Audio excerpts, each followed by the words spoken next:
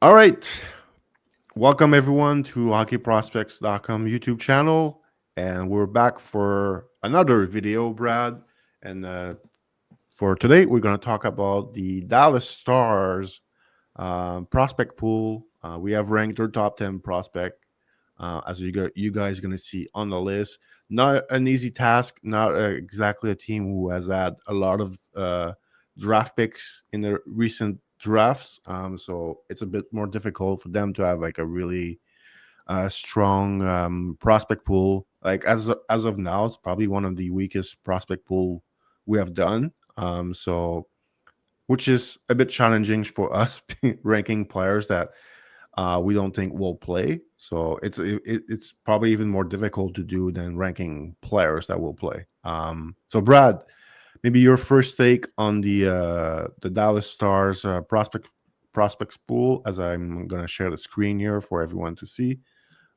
All right, this is the our top 10, Brad.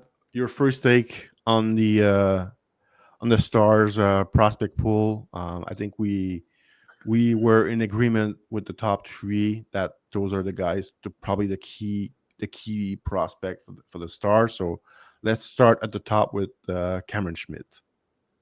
No, I'll start by saying like their prospect pool is about as riveting as a My Little Pony convention. It doesn't get much worse than this, but that's it's what happens when you're contending for multiple years in a row. So it's most teams would say they prefer having a bad prospect pool if it means that they're contending. So from that perspective, Dallas can do no wrong.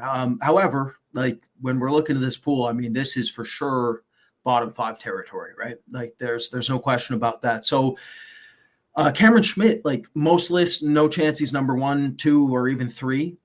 So much risk with this player evaluation, but he is at least extremely dynamic, very talented. And if things go right, I think he could have a projectable 25, 30 goal career ahead of him. The huge thing with him is like, I thought it was the tale of two seasons. We had a ton of debate about this player, I know internally amongst our staff. I really thought he improved as the season progressed. Like he went from a single threat, one-on-one rusher who didn't read the game well enough, shot selection was poor, decision-making was poor, to a player I thought opened up the ice, helped his teammates more often, much better off the puck.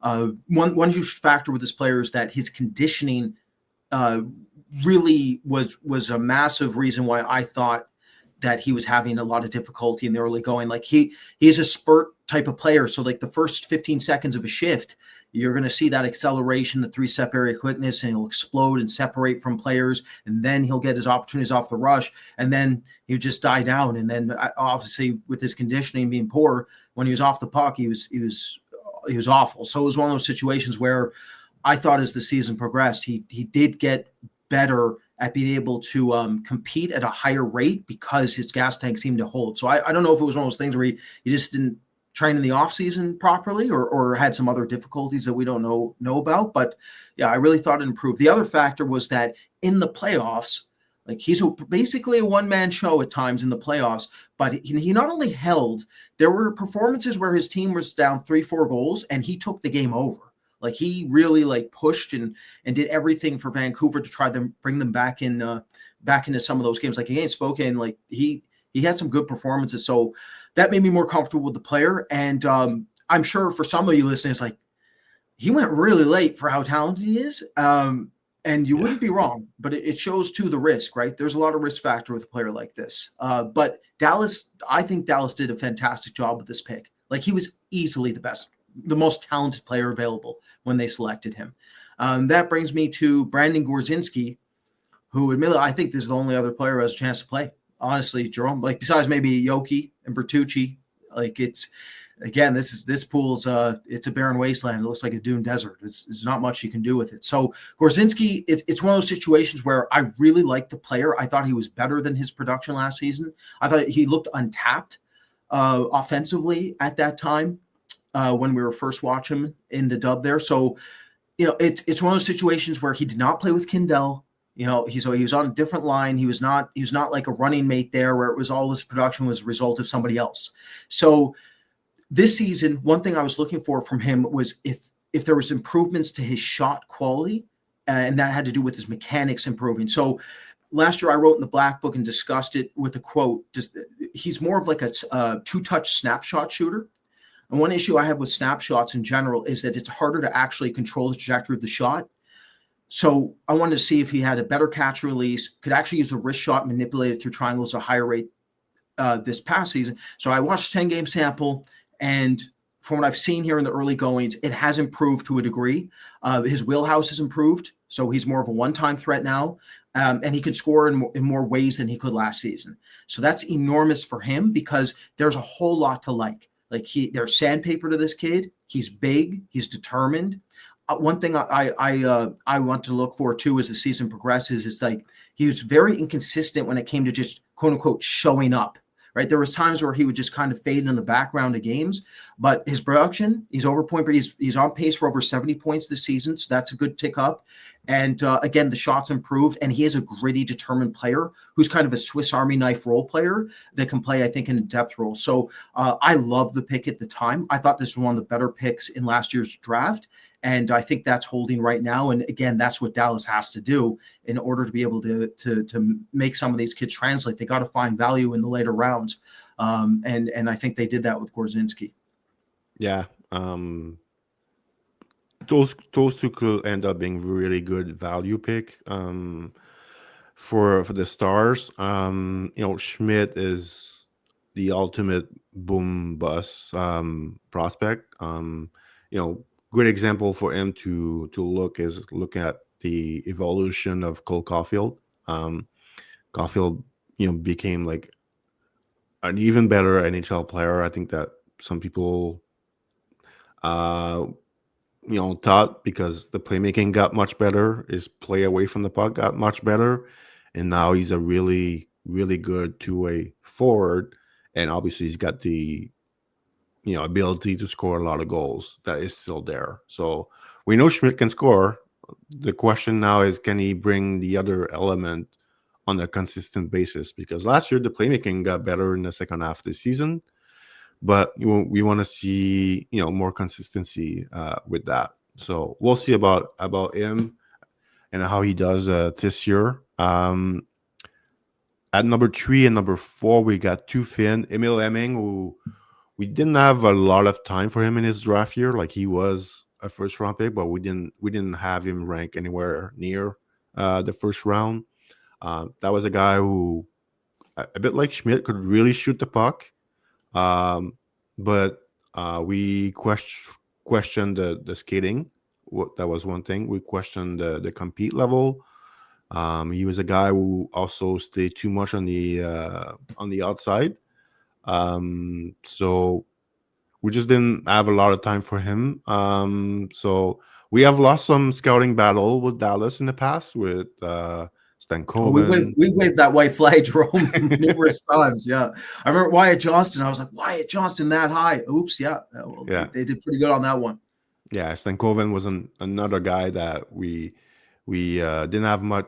Well, I mean, it was a COVID year, the two of them. So, but we didn't think Stankoven was that good, and oops, yeah, we got that one wrong. So, I mean, Hemming is still 19 years old, so he still has time to prove us wrong. But it was really a bad season for him last year in the OHL. Like, I didn't think scoring goals was going to be an issue for him because the quality of his shot, but only scored 18 goals in 60 games in the OHL. That's not good.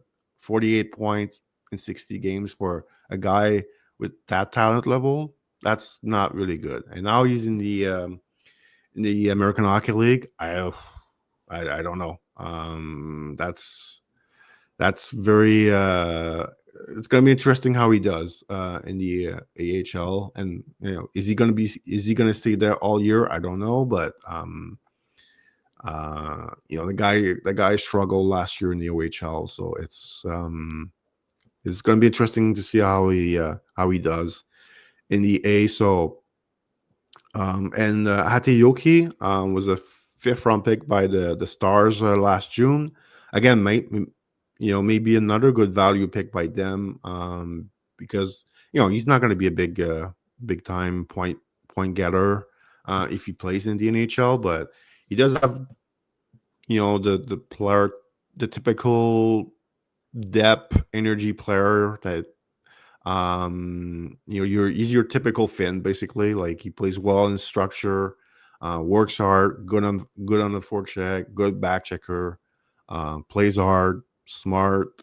So there's a chance that he ends up being a good, depth, player at the NHL level. He's off to a good start this year in the Liga. So I think he's got 7 points in 16 games as we're recording. So off to a good start. So I like that pick by Dallas in the 5th round. And maybe he's going to end up being a future NHLer. And I look at their list here, like the top 4. I mean, I think Schmidt and Emming are pretty much like boom bust type prospect. I think Gorzinski is not a sure bet, but it's looking good. I think for him, if he continue to get better like he has in the past year, I guess. And Yoki,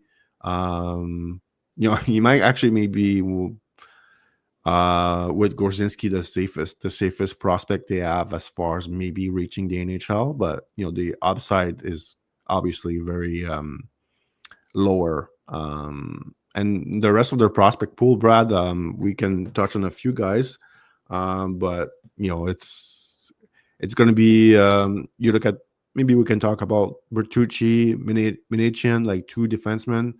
I don't think they have enough for the NHL, but we'll see. Bertucci actually had a good draft year, and I don't know if he has progressed as much in the last 2 years. Like, just offensively, he never reached that level that he had at 17. So I'm wondering, like, what is he going to be at the NHL level if he does play? Because he didn't seem to me like a guy like I would like really trust defensively. I was thinking more the offense was going to be his calling card, and then his offense didn't really progress in the past 2 years. His numbers were down. He did had a good playoff to finish his OHL career last spring. So we'll see. Maybe Brad, you want to touch on Mans Goose, who was another 5th round pick by them, Swedish goalie with great size, and then we'll wrap it up with a few notes on other guys too. Sure, I'll just quickly mention, like, the issue with Emil Hemming.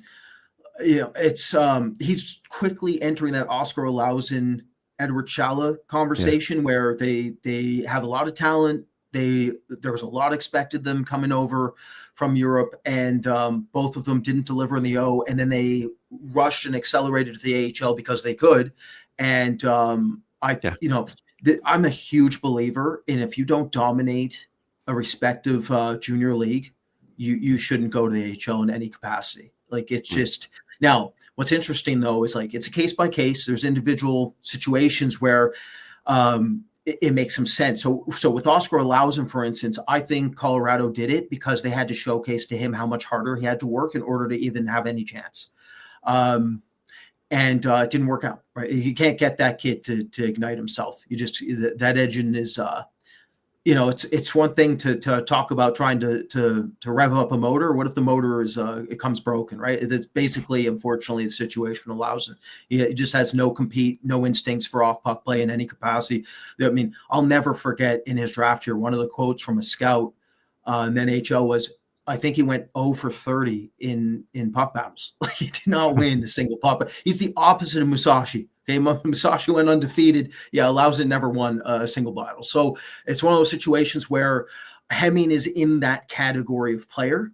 So the idea from a development perspective is, hey, like, you didn't do enough in the O. Welcome to the AHL, where it's even that much harder. Let's see if you can show up, right? It's a trial by fire, I would argue. If you decide to accelerate to the A, you'll find out real quick. And Colorado found out real fast. I assume they knew pretty fast once he entered the AHL. Olausen was cooked. And so Hemming this year, Like, you could always say like the next year is the biggest year for a prospect. That's not always the case. In Hemming's case, this year is everything with this prospect. This prospect's close to being to being a huge a big miss, really. So that's obviously extremely damaging to a prospect pool that is already very limited. But again, that goes back to Gorzinski. I think Gorzinski was one of the best picks in that draft. Schmidt too. So it makes up some lost ground there if Hemming doesn't work out. And to your point with Manetian, at least he can really skate. He can really skate the game, and so that at least gives him a foundation that is going to translate. It's all about if he can understand how to work the kinks out of his game and be more efficient and a bit more streamlined when it comes to his decision-making process. Man's Goose. So Man's Goose, big, raw. He's toolsy to a degree. He's not a free. He's not like a Josh Ravensbergen. Okay, he's not like a Simeon Frolov. He's not that level of athleticism, but it's passable for a backup role. I think so. It's one of those situations where very inconsistent mentally. Like, again, reminded me a ton of both Justus Noonan and Akira Schmidt in that way. Like, Schmidt in his draft year was a bit inconsistent. Noonan was inconsistent. And Goose is also pretty darn inconsistent. It's looking, but essentially it's difficult because I was telling you this off air, but Schmidt and Noonan looked like they were going to reverse there. I did not think Noonan was going to play.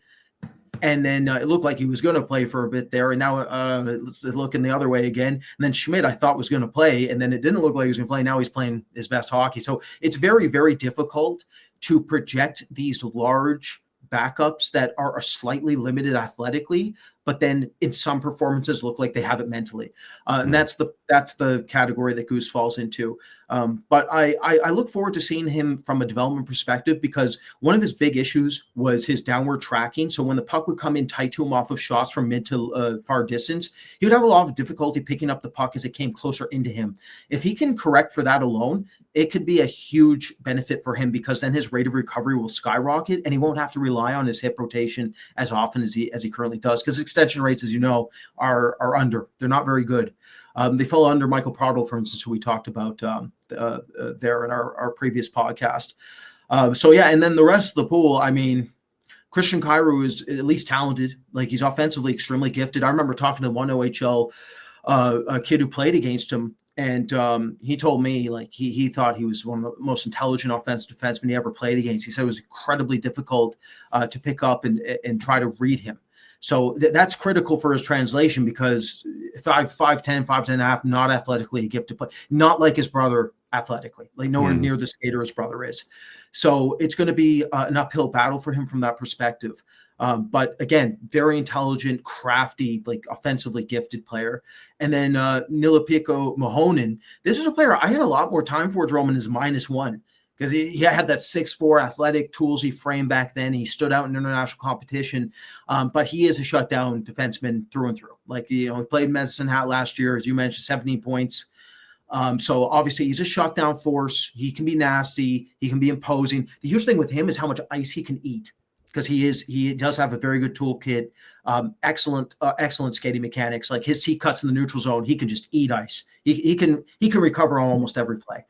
So that's the key. So you're hoping for, like, a miniature version of Big Cell, meaning like miniature not from a stature perspective, from an offensive perspective, because Big Cell actually brings secondary offense, where Mahonen very likely won't. But at least I think it makes sense for us to bring him in the top 10, because out of any type of player that seems to just come out of nowhere to play, it's these giant insulating shutdown D that get usually shopped around in the NHL in depth roles, and you see them eat 15, 16 minutes a night, and that might be something he can become. Yeah, I'll finish with Justin Rigorian. Hopefully, I'm pronouncing it right. A kid from Montreal that I saw play some of his minor hockey with the Lac St. Louis Lions. And also saw his brother, also Dylan, play also. He was a really good midget AAA player. Went the NCAA route with Northeastern. Never got drafted in the NHL. Played also in the USHL for Cedar Rapids and Sioux City. Right now he's with the Stars. He made the team out of camp. He had a great season last year in the A. Like a pretty good story because he's not the tallest kid. Like he's about 5'10", but he's pretty strong. Um, Not the best skater, also. So he has found like a way to make it work for himself. I just want to give him, credit for how much he has, improved over, you know, since he was 16, 17. At 17, like obviously he went undrafted, so he has to work hard at getting better. And he had a really good college career with Northeastern. He was the captain in his last season over there. So credits to him. Like he has overcome the odds basically, to become like a solid prospect for the Stars. And we'll see if his NHL stint is a short term or maybe a long term. We'll see about that. But right now, he's our number 8 ranked prospect. So we'll see how he does this year with the Stars. And that's going to wrap up our episode on the Stars prospect pool. So Brad, thanks a lot. Thanks everyone for watching, and keep an eye on our YouTube channel. We have a lot of content. The next team will be the Detroit Red Wings. So if you're Red Wings fans, don't miss that episode because the Red Wings have quite a few prospects to talk about. So we'll talk to you guys soon, and see you around. See everybody.